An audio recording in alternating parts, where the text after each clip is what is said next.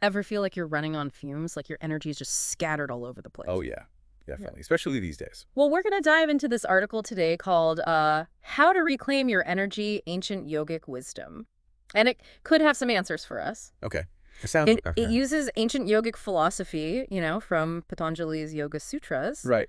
but it also brings in modern science, Yeah. and it makes this pretty bold claim that like most of us are only functioning at like 30% capacity. Wow, only 30. Yeah. So what do you say? Want to try and unlock that other 70% together? Let's do it. I'm in. All right. So the article jumps right into the biggest energy drain, our brains. Our brains, really. Yeah. You wouldn't think it, but even though the brain's only like 2% of our body weight, it eats up a huge 20% of our energy. Oh, wow. That's a lot. Right. It's like a tiny car with a gas-guzzling engine. Uh-huh. Good analogy. And Patanjali was already talking about this centuries ago. He what? Yeah. He said the main energy drain is what he called the fluctuations of the mind, or chitta vrittis. Okay. So basically all that overthinking we do, it's like a machine that's stuck in overdrive, just churning out all this unnecessary stuff. Right, right. I can definitely see that. And I bet that creates like those ingrained neural pathways, Yeah, exactly. making it even harder to stop overthinking. It's like a vicious cycle. Ugh, it really is. It's like that feeling you get after you've been scrolling online for way too long, just mentally exhausted. Totally. So how do we actually break this cycle? The article talks about some solutions from yoga. Oh, interesting. Yeah. One of them is called pratipaksha bhavana. Prakipakshapava. Yeah. It basically means replacing negative thoughts with positive ones. Okay, so you're consciously trying to shift those mental patterns. Exactly. Instead of just spiraling down with those negative thoughts, you actively cultivate positive ones. Right, right. But I imagine that's a lot easier said than done. Oh, it definitely is. And what about when your mind just won't quit? Even when you're trying to think positive? Good question. That's where Niruddha comes in. Nuda. Yeah, it means like mental cessation, just completely stopping your mind, even for like 30 seconds. Complete silence can be super recharging. Really? Just silence. No distractions, no guided meditation, just pure quiet. Huh. I'm kind of intrigued. I think I'm going to try that. It's pretty amazing how these ancient yogic principles, they actually line up with like modern science. Absolutely. That wisdom has been around for centuries for a reason. Okay. So we started tackling those energy-guzzling thoughts. What's the next big energy drain we got to address? Well, it's something we all know is important, but let's be honest, we often mess up. Sleep.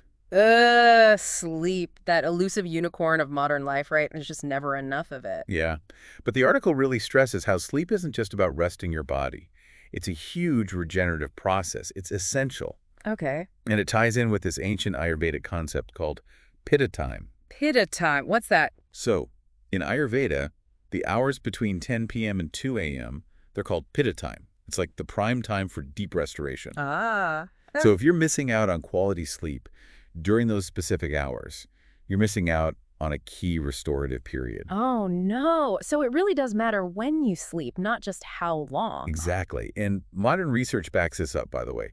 You know, all this stuff about sleep cycles and how they affect cognitive function. Yeah, yeah. So when we disrupt those cycles, our thinking gets all messed up. Oh, wow. The article even says that poor sleep makes it harder to distinguish between, like, our true selves and just those random thoughts that pop up. Wait, so you're saying we literally become more confused because of lack of sleep? It can, yeah. Yeah. And here's where it gets even more interesting. Okay. The article suggests that some people avoid sleep because, and get this, they're unconsciously afraid of surrender and ego death. Whoa, hold on. Fear of surrender and ego death. That's pretty intense. What does that even mean when we're talking about sleep? So think about it. When we sleep, we're letting go of control, right? We're surrendering to the unconscious. Right. And for some people, that can be really unsettling. It's like a mini death of the ego, that part of us that wants to be in control all the time. Oh, okay, I see. So it's like we're resisting letting go, even though we know we need sleep. Exactly. But are we supposed to just face our fears head on every night? That doesn't sound very relaxing. No, not exactly. The article suggests something much simpler, but powerful. Set nightly intention. Before you go to sleep, you just repeat this phrase. I release identification with mental modifications. I release identification with mental modifications. Okay, it's a bit of a mouthful, but I think I get the idea. We're basically choosing to let go of those thoughts and worries that keep us from really surrendering to sleep. Exactly. It's like gently guiding your mind toward rest. Right. A subtle shift, but powerful. Okay. So we've talked about overthinking and sleep as major energy drains. What's next on our list of energy vampires? This one's going to hit close to home for a lot of people. Emotional baggage. Oh, we all know that feeling. Being weighed down by past hurts or anxieties about the future. But is the article saying that this stuff is literally draining our energy? That's exactly what it's saying. Patanjali actually described these burdens as kleshas. They're like afflictions that bind our consciousness and lead to suffering. Okay. He specifically points to two of them, raga and devesha. Raga is like the attachment to pleasure, and devesha is the aversion to pain. So we're talking about those tendencies to get stuck in loops, like replaying past hurts, holding grudges, worrying about things that might never happen. Yeah, exactly. Yeah. And all these patterns, they create what are called samskaras. They're like these deep energetic grooves that keep us trapped in those exhausting cycles. It's like we're constantly feeding energy to these emotional vampires. No wonder we're tired. But how do we break free from them? You mentioned something called vairagya earlier. Right. Vairagya is often translated as non-attachment, Okay. but that doesn't mean becoming like cold and emotionally detached. True vairagya is about being able to observe your emotions without getting completely swept away by them. Ah, so it's more about shifting how we relate to our emotions instead of trying to just suppress them. That's it. Imagine like a surfer riding a wave. They're fully present with the wave's power, but they're not consumed by it. Right. Vairagya is about developing that same skill with our emotions. Okay, I love that analogy. So by learning to ride those waves of emotion, we can actually reclaim a lot of wasted energy. Exactly. It's finding that balance between engagement and detachment. All right. So far, we've got overthinking, bad sleep, and those unhealthy emotional attachments as major energy drains. Is there like an underlying cause, some root problem that connects all these things? You know what there is? The article dives into the core issue, avidya, which basically means ignorance. Ignorance. How does that lead to us being depleted of energy? So Patanjali says avidya is the root of all these energy drains. He's suggesting that when we forget our true nature, which is pure consciousness, Right. we start to mistake those fleeting thoughts and emotions for reality. We get lost in the illusion of it all. So instead of recognizing ourselves, this like boundless awareness, we get caught up in the drama of our thoughts and feelings. Exactly. And that misidentification, Yeah. it leads to suffering and a ton of wasted energy. Think about a time you were totally consumed by worry, like convinced that your fears were the absolute truth. Mm. That's avidya at play, making you forget your inherent peace. Okay, I think I see the connection now. But if ignorance is the problem, what's the solution? How do we go from the state of avidya to a place of more awareness and energy? That's where the full spectrum of yogic practices comes in. Right. We're talking asana, pranayama, pratyahara, dharana, dhyana, and samadhi. Whoa, hold on, that's a lot of Sanskrit. Before we dive into all that, I think we need a break to refresh. We'll unpack those terms and explore how they can help us reclaim our energy in part 2 of this deep dive. So before the break, we were talking about avidya and how it kind of keeps us stuck in that cycle of like low energy. But the good news is those yoga sutras, they are for a way out. Yeah, you mentioned all those yogic practices like asana, pranayama, and a few others that I'm still trying to wrap my head around. Can you break those down for us? Like, how do those practices actually help us reclaim our energy and, reconnect with our true selves? Absolutely. It's easy to think of yoga as just like physical poses, right? Yeah. But it's way more than that. It's this whole system for like cultivating physical, mental, and spiritual well-being. Right. It's not just about getting a good workout. No, not at all. So let's start with asana, the physical postures. Asana is designed to move energy through your body, release tension, and, create that sense of being grounded. So it's not just about like nailing that perfect handstand then. Nope, not at all. It's more about cultivating awareness of your body, your breath, and how they work together to create like a harmonious flow of energy. Okay, that makes sense. And then there's pranayama, which I think is the breathwork stuff, right? Yeah, pranayama is all about regulating the flow of prana. That's like the life force energy through the breath. Yeah. I've definitely noticed that when I focus on my breath, even just for a few minutes, it can totally shift my mental state and even my emotions. Exactly. Pranayama can really calm your nervous system, increase your focus, even shift your mood. It's like this built-in tool we have for regulating our energy. That's so cool. Are there other yogic practices that can help us, on this energy reclamation journey? For sure. The article also talks about pratyahara. That's sensory withdrawal. Sensory withdrawal. That sounds kind of intense. Does that mean I gotta go live in a silent retreat somewhere? Uh-huh. No, not necessarily. Pratyahara is more about consciously withdrawing your attention from all those external distractions and then turning it inward. It's about Ah, creating space for stillness and introspection. so it's like hitting the pause button on all the information and stimulation that's constantly bombarding us. Exactly. It's a way to reclaim your energy from that outward pull of the senses and redirect it back to your inner world. I can see how that would be so valuable, especially these days. It's like creating a sanctuary for your mind. But how do we move beyond sensory withdrawal? What's like the next step on this path? So the next step is dharana. That's the practice of concentration. Once you've withdrawn your senses and calmed the mind, you can then focus your attention on one specific point. So it's like focusing a laser beam of attention on like a thought or an object. Precisely. And that focused attention sets the stage for dhyana, which is meditation. Ah, meditation. Yeah. Everyone's talking about meditation these days, but what exactly is it and how does it help us reclaim our energy? Well, meditation is the practice of cultivating a deep inner stillness and awareness. It's about getting beyond that constant chatter of the mind and connecting with a deeper part of yourself. I've tried meditation before, but my mind just races. It's like a monkey swinging from vine to vine. Oh yeah, that's super common. Meditation isn't about stopping your thoughts altogether. Oh, okay. It's more about learning to observe them without judging them, just letting them pass, like clouds in the sky. So it's about changing how we relate to our thoughts, not trying to get rid of them completely. Exactly. And with practice, you can cultivate a sense of space and peace in your mind. That allows you to tap into this wellspring of energy that's always been there, just hidden beneath the surface. Wow, that's incredible. It's like we have this untapped reservoir of energy within us just waiting to be accessed. But how do we access it? Well, that brings us to the final stage of yogic practice, samadhi. Samadhi, that sounds kind of like, I don't know, a martial arts move or something. What is that exactly? Samadhi is often described as a state of blissful absorption in pure consciousness. It's a state of transcendence where the sense of separation between you and, the universe dissolves. Wow, that sounds really profound, but also a little out of reach for, the average person. It's definitely a high state of attainment, but the journey of yogic practice isn't really about reaching some far-off goal. It's more about the transformation that happens along the way. Okay. Every step you take toward reclaiming your energy, cultivating awareness, connecting with your true nature, it brings you closer to that state of samadhi. That makes me feel better. It's not about becoming some kind of enlightened guru overnight. It's about embracing the process. Exactly. And remember, the article says enlightenment isn't some distant goal. It's a journey of reclaiming your scattered energy, starting right now, in this very moment. I love that. So we don't have to wait for some big moment of awakening. We can start reclaiming our energy and experiencing more peace, clarity, and vitality today. But with all this talk about reclaiming energy and these yogic practices, I'm curious, where does that concept of fluid attachment fit in?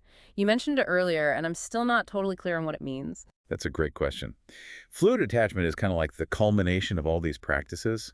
It's about learning to engage with life fully, with all its ups and downs, but without losing yourself in the process. It's like, remember that surfer analogy? Yeah. It's like being a surfer who can ride the waves effortlessly without getting pulled under. Okay, I think I'm starting to get it. So instead of getting swept away by our thoughts and emotions, we learn to kind of observe them with detachment, letting them come and go without dictating our whole experience. Exactly. Fluid attachment is all about finding that sweet spot between engagement and non-attachment. You can experience the fullness of life without being totally consumed by it. That sounds like a tough balance to strike. It is, but as you cultivate awareness through practices like asana, pranayama, and meditation, that balance becomes more accessible. You start to develop this inner spaciousness that helps you navigate life's challenges with more ease and grace. So it's not about avoiding difficult things in life, but about approaching them with presence and equanimity. You got it. It's learning to dance with life instead of wrestle with it. And when you find that flow, you get back so much energy that you were wasting on resistance and struggle before. That sounds amazing. But I imagine it takes like real practice and dedication to cultivate that level of fluidity and awareness. It does. But the rewards are worth it, for sure. When you learn to live with fluid attachment, you experience a huge sense of freedom, joy, and connection with yourself and the world around you. This has been such a fascinating conversation. I feel like I have this whole new set of tools for like reclaiming my energy and living a more vibrant, fulfilling life. It's been awesome exploring this topic with you. And remember, the journey doesn't stop here. Keep exploring, keep experimenting, keep reclaiming your power. And on that note, we're going to leave you with a final thought to ponder. If you could reclaim even just 10% of your wasted energy, what would you do with it? The possibilities are endless. Thanks for joining us on this deep dive. Until next time, keep seeking, keep growing, and keep shining your light. Welcome back to our deep dive into reclaiming your energy. We've been exploring how these ancient teachings from the Yoga Sutras, they can actually help us navigate the energy drains of modern life and like tap into our full potential. Yeah, it's been quite a journey, right? We've covered so much from those sneaky energy zappers to like the whole concept of vidya and of course the transformative power of yogic practices. I'm really starting to get it.